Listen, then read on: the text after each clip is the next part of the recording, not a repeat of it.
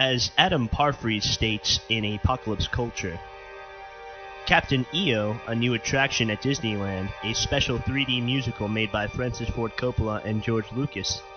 Captain means someone in charge, and EO means light. So Michael Jackson plays Captain of the Light, and that is exactly what Lucifer was. Lucifer was known as the Light Bearer. As Captain EO, he has fire coming out of his fingertips, and he changes the world from bad to good, which is exactly what the Messiah was supposed to do.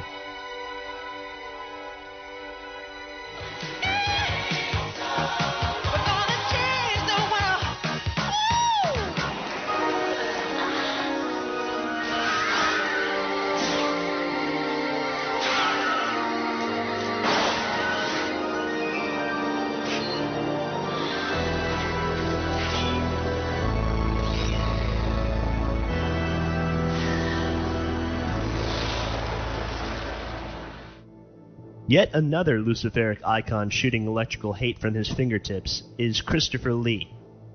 Famous for his portrayal of Dracula and Lord Summerisle in the original Wicker Man, he also played the evil Sith Lord Count Dooku in George Lucas's Star Wars, the Dark Wizard Saruman in the Lord of the Rings trilogy, and co-starred alongside Johnny Depp, who we'll talk about a little bit later, as Willy Wonka's psychotic father.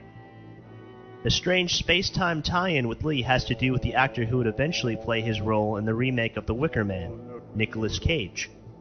And whether Lee realizes he is a villainous pawn on a chessboard of an Illuminati stronghold or not, he certainly embodies the fear of the fallen angel they wish to use aesthetically in their films and propaganda. The pagan imagery in The Wicker Man alone is enough to question its foundation. Stanley Kubrick was murdered 666 days before the start of 2001. The title of his famous 2001 A Space Odyssey is just one clue. The Illuminati hold numbers and numerology sacred. The number 33, for instance, is a major witchcraft number. It is rumored that David Koresh, Timothy McVeigh, and Jesus of Nazareth were killed at the age of 33 by self-styled governmental authorities. The number 33 can be decoded from the movie 2001 because the movie was first shown in 1968, which is 33 years before the year 2001.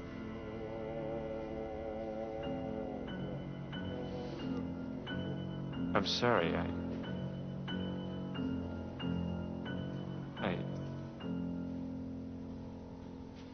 I seem to have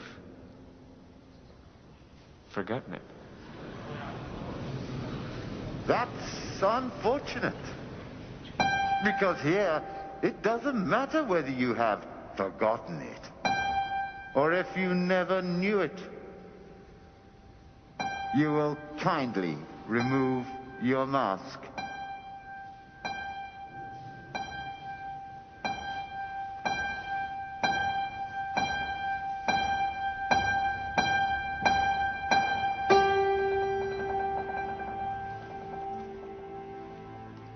The movie Rosemary's Baby was filmed in the Dakota building where John Lennon was shot to death. It also appears that John Lennon knew the director Roman Polanski, also the director of The Ninth Gate, personally. Did this nobody director make a pact with the Hollywood Coven in order that he be given a very choice script? So what is the price for fame in this underworld? It is the killing of your baby. This fact is even stressed in the movie. The Coven in the movie demand Rosemary's Baby in return for her husband's success and Hollywood fame. It was an amazing coincidence that the film had a plot that would be similarly played out a year later, when Polanski's pregnant wife, Sharon Tate, would be murdered by Charles Manson's followers. It's also interesting to note that Anton LaVey made a cameo in Rosemary's Baby.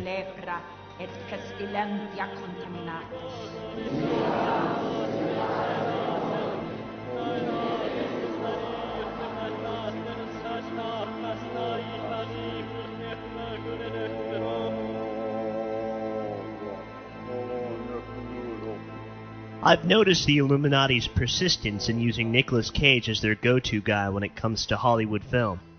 Whether he's stealing the Declaration of Independence and searching for the lost Masonic treasure of Alexandria in Walt Disney's National Treasure, playing the hero in the retarded rendition of the September 11th mega ritual in World Trade Center, playing the Bush-like Lord of War arms dealer to the Middle East, being burned alive in an effigy to the pagan gods in the remake of The Wicker Man, much like the high-ups in our own government have their mock effigy in Bohemian Grove that Alex Jones so boldly captured, portraying the Archer and Weatherman, or having psychedelic encounters with the kind fairy of Oz in Wild at Heart. Cage even goes so far as to share the same coven mistress with Wacko Jacko.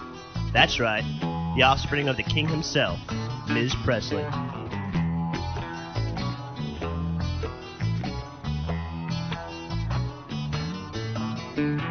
Cage's co-star in Gone in 60 Seconds, Angelina Jolie, along with being a tigress in the sack, plays an Indiana Jones-like arc seeker in Tomb Raider. Her father, another Illuminati favorite, John Voight, was a national treasure alongside Cage. The new James Bond actor Daniel Craig plays alongside Jolie in Tomb Raider. A little backstory in the whole 007 phenomenon. Remember how I mentioned the Illuminati's passion for numbers?